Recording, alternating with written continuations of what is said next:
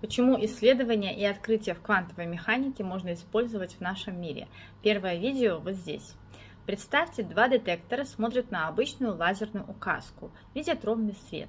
Но когда мы вычисляем их совместную работу, на экране появляется идеальная гребенка из пиков и нулей. Это как если бы два человека в разных городах подбрасывали монетки, и их результаты идеально синхронизировались бы раз в 57 микросекунд. Классическая физика говорит, так не бывает, вы ошиблись в расчетах, это же обыкновенные лазеры, а не несколько фотонов. А квантовая физика говорит, это суперпозиция путей, и она работает для лазерного луча мощностью в 5 милливатт, то есть для макромира.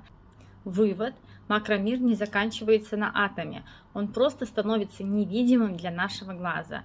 Вот и ученые стали доказывать, что процессы квантовой физики, оказывается, работают не только в микромире, что я и использую относительно работы с психикой.